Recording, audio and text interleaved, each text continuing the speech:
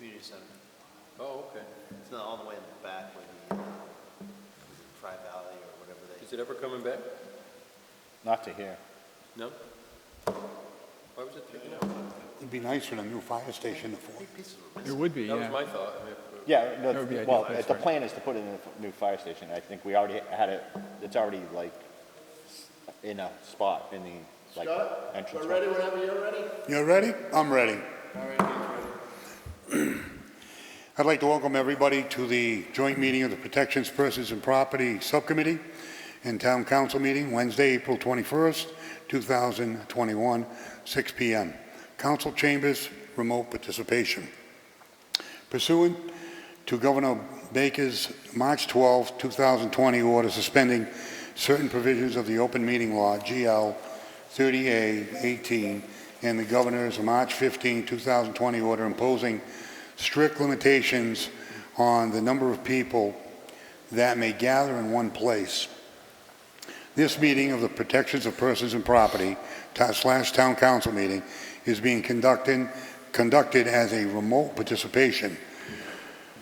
No in-person attendance of members of the public will be permitted, but every effort will be made to ensure that the public can adequately access the proceedings as provided for in the order. A reminder that persons who would like to view this meeting while in progress may do so by watching by the remote information noted below. We will post a record of this meeting on the town's website, https://www.ci.southbridge.ma.us, as soon as we are available. A roll call vote is required to be taken under this order. Agenda item number 1, roll call. Adams? Present. Catrona? present. Laverne? Present. Lazo present. Julian excused.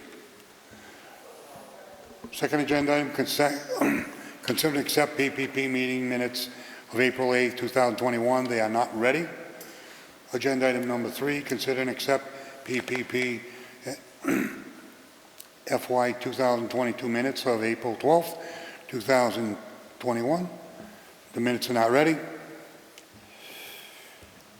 Moving on to agenda item number 4, review and discuss the fire chief's transfer request from account 001220-511-000 salaries and wages permanent to account 001220-521-000 electricity in the amount of $3,250 to cover electricity costs for the remainder of the fiscal year due to increases in cost. I'll entertain a motion to vote to recommend to full council for this transfer. Do I hear a motion? So moved. Second. Motion by Catrona, seconded by Adams.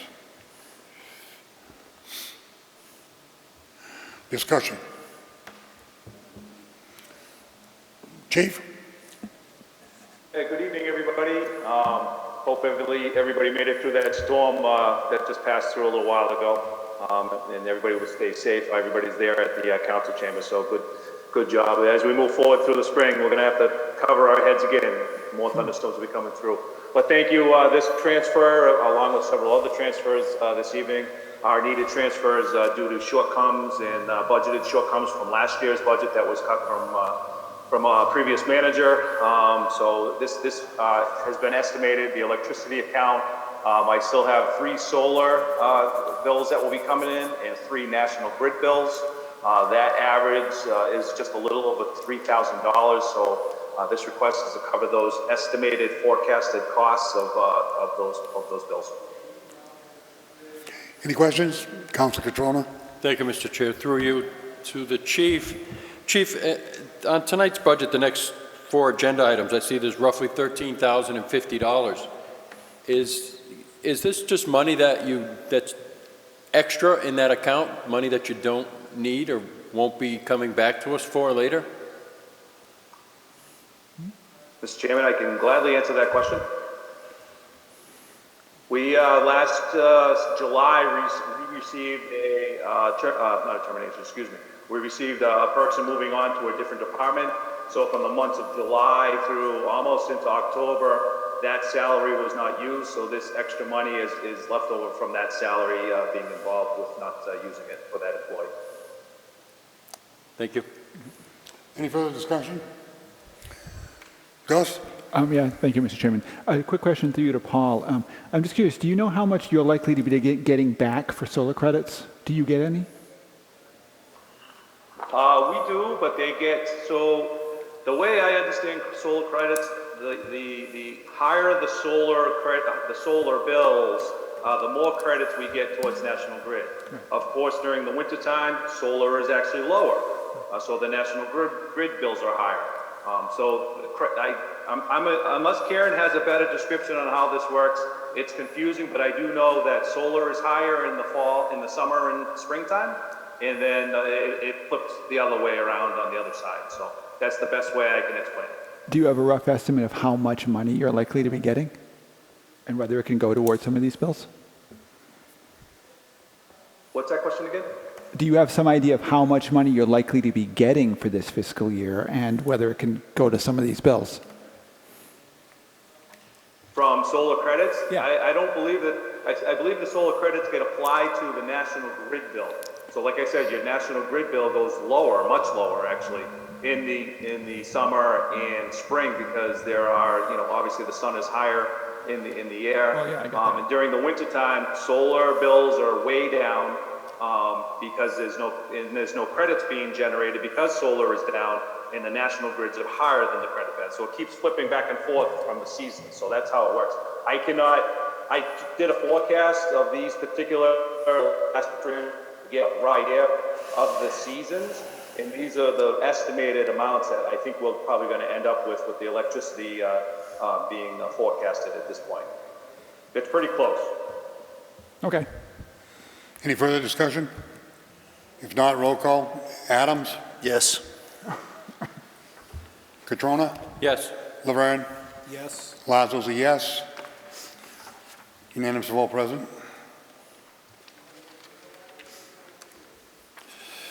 Moving on to review and discuss the fire chief's transfer request from account 001220-511000 salaries and wages permanent to account 001220-523000 water and sewer in the amount of $300 to cover the water and sewer cost for the remainder of the fiscal year due to increases in costs. We'll entertain a motion to vote to recommend to council the approval of this transfer. For a motion. So moved.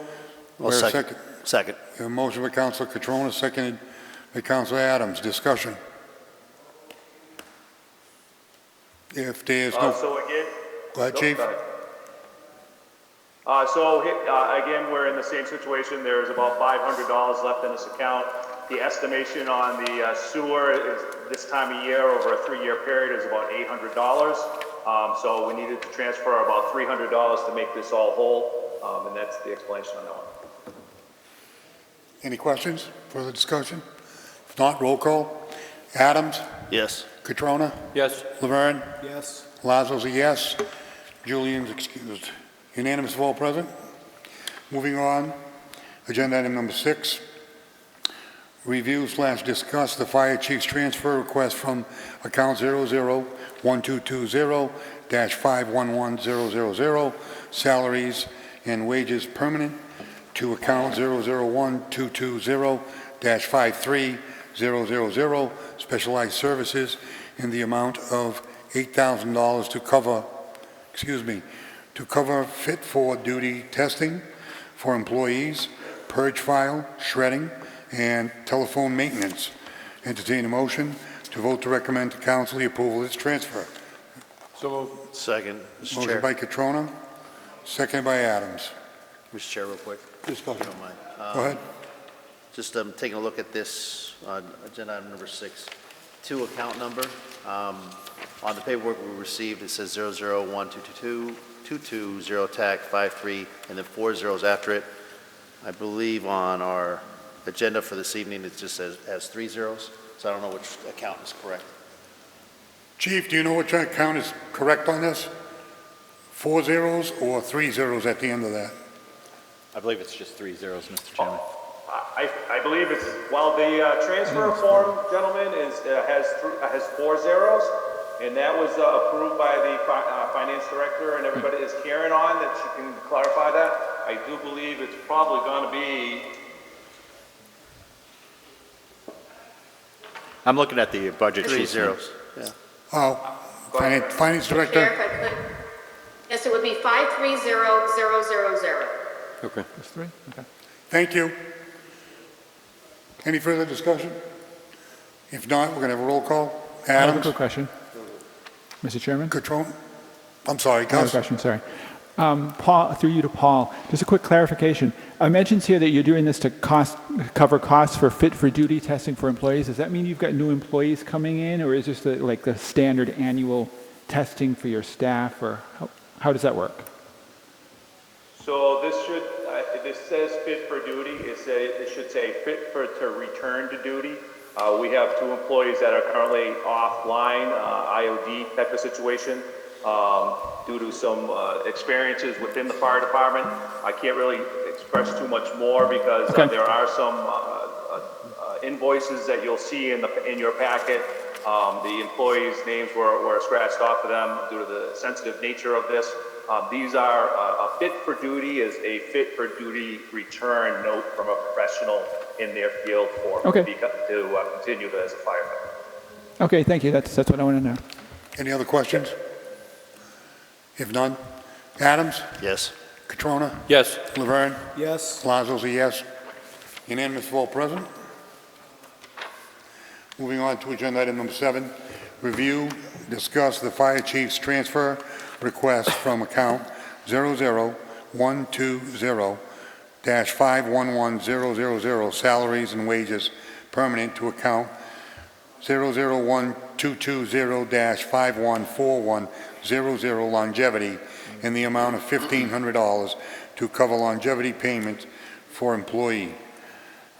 We'll entertain a motion to vote to recommend to council to approve this transfer. We have a motion? So move. We have a second? Second. Motion and second, discussion. I have one quick question. If we know who is going up in the years, and that should be recorded, how did we miss this one? Just a curiosity. I know how it works.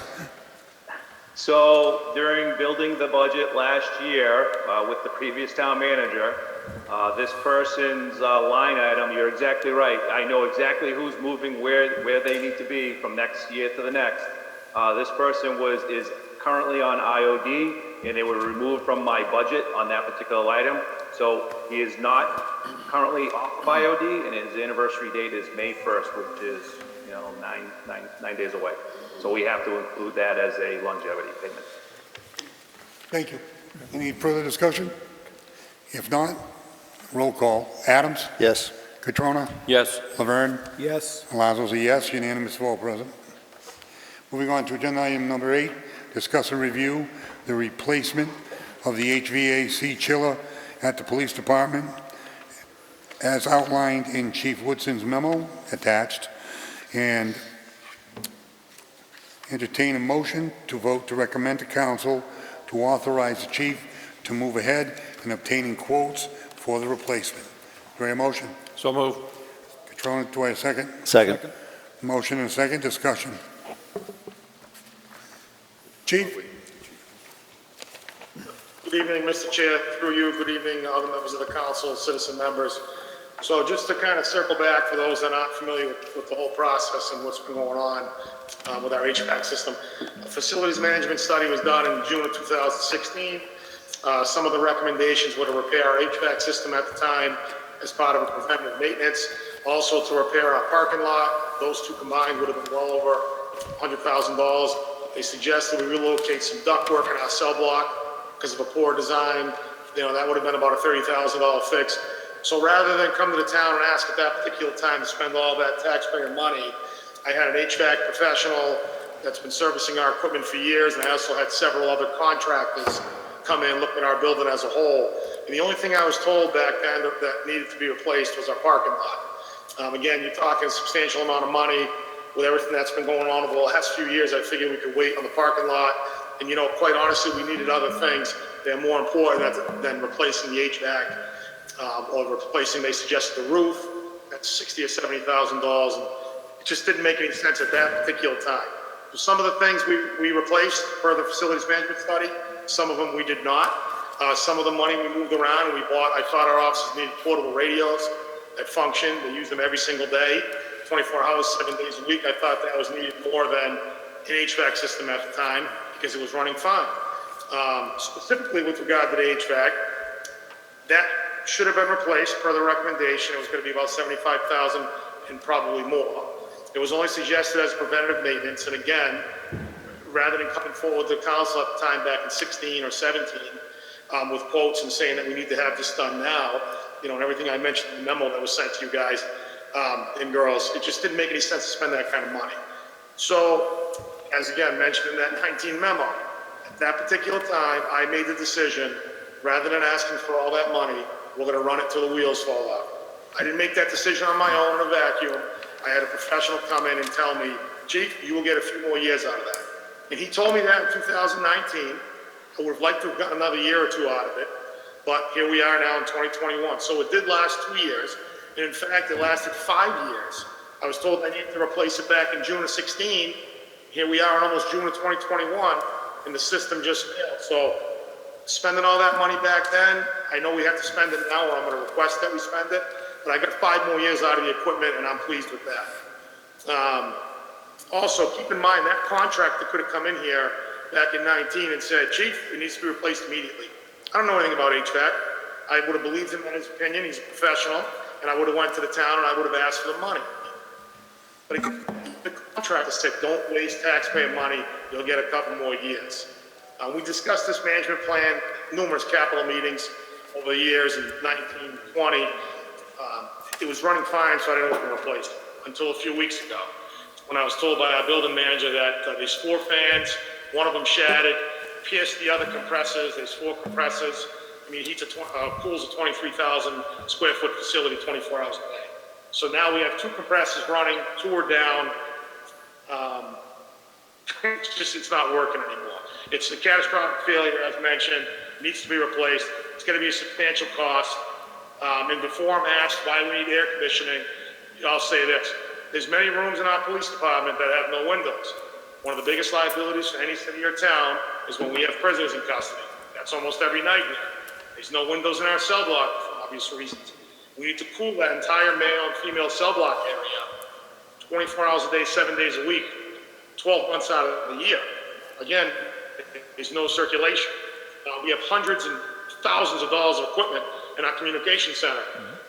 If that fails and it gets too hot in that room, we cannot dispatch police or fire anywhere in this community. The E911 would shut down.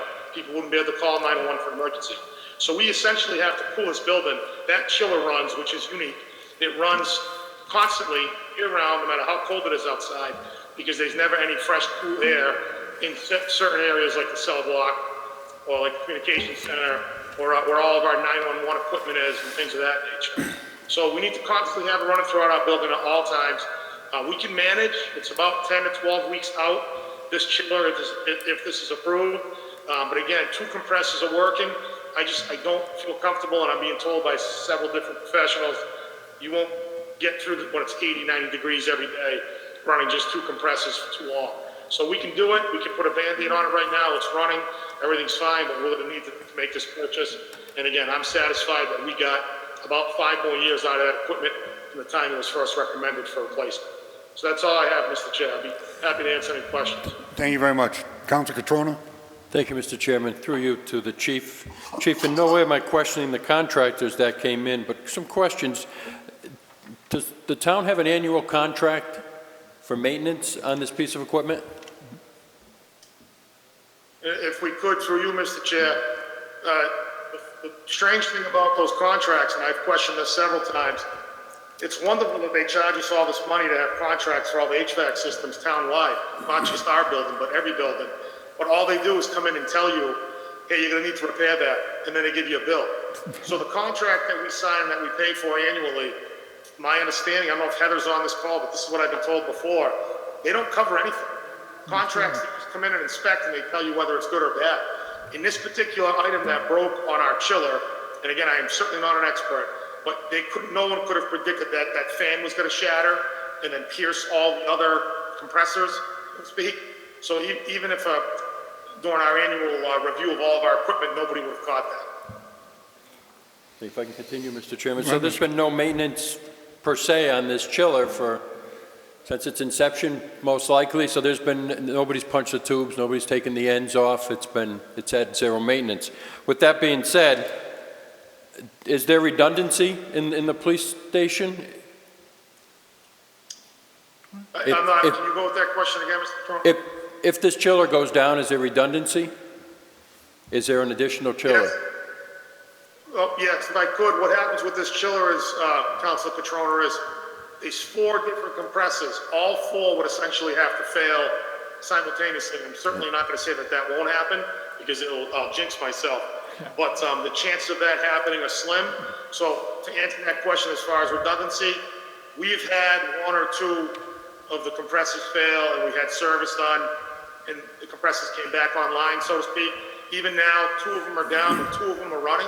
So 4 take care of the entire building, and 1 could even handle the building, but depending on the time of the year, how much stress would be on that 1 compressor. You certainly wouldn't want to do that for any extended period of time. So you could go a month or so, or in this particular case, we might have to go 8, 9, 10 weeks until we can get a new chiller here, but we're just going to be operating on 2 compressors. So there's 4, and all 4 would have to go down for us to have no air circulation. Thank you. Just what I didn't see here, where I did see something here for $10,000, is it less expensive to replace the compressor for $10,000 than it is to spend the $75K and replace the entire chiller and then maintain this chiller, punch the tubes, bells on the ends, pop the ends off and clean it, then before we spend $75K on a new one? Yeah, Heather would be, I don't know if Heather's there, I know she's not on the call. As far as what I've been told, I don't even have that $10,000 quote that you're talking about. I was told that we should replace the whole chiller. It was stood up in 1997, and that we've got a lot of years out of it, and we should be happy we got as many years as we have. So in the long run, I was told spending the money now, and I know nobody wants to hear this, but spending the money now will save us money later. Because you're just putting Band-Aids on a problem that's eventually going to have another catastrophic failure, and I don't want that. This repair would essentially last us, hopefully, for another 20 years, like the first chiller did. I get it. In a 20,000 square foot facility, or a 100,000 square foot facility, chillers, you should get 40 or 50 years out of a chiller, so that's where the maintenance comes in, or lack thereof in this case, I think. And that's just my own personal assumption, because it sounds like... I disagree with that. I would say that no maintenance in the world would have prevented that fan from shattering and piercing the other compressors. That's what I would say. Fair enough. Thank you, Mr. Chair. Any further discussion? If there's no further discussion, roll call vote. Adams? Yes. Catrona? Yes. Laverne? Yes. Lazo, yes. Unanimous vote present. Moving on to Mr. Chairman? new business. Mr. Chairman. So, Chief, the next step is then you're allowed to go get quotes, and then we'll come to the council for a contract to be issued. Is that correct? I know the town manager's memo said that he got an emergency waiver for the RFP process, so it should be pretty quick. Would you anticipate that being available as soon as possible so that we can get the project going? Correct, sir. Through you, Mr. Chair, we already have working on the quotes now. We've got 1 in hand. I'll have 2 others, and then I'll bring it back to council and if it gets voted up or down. Thank you, sir. Councilor Catrona? Thank you, Mr. Chair. If I can just add, my yes vote was to send this up to council. I guess what I was trying to get to earlier was I'd like to see a proposal, if we possibly could, what it would take to rebuild this chiller, if that's possible. Thank you, Mr. Chair. Again, tonight the vote was to allow him to go out, Correct. to obtain quotes, so I got a feeling you're coming back to us, as Jack said. Okay, Thank you, Chief. moving on to new business, is there anything you would like to bring up to discuss or put onto a future agenda?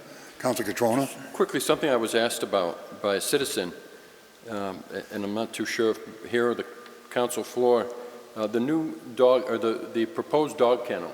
Wasn't sure where it was at, and I don't know if the chief could answer that, where it Chief, are you still out there? stands. Chief Woodson, the question was an update on the dog kennel.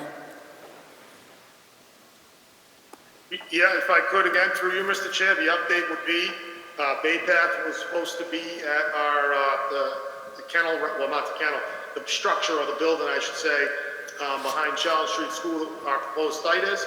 They're supposed to be doing that demo. They were supposed to start that 2 years ago. But with the pandemic and school's been closed, I haven't heard anything from them, despite phone calls and emails. I'm actually in conversation now with the town manager about the possibility of trying to do this privately, because I'm not sure. I have 7.5 years left to work, and I don't know if that project will get done before I retire, if we keep going the course that we're going.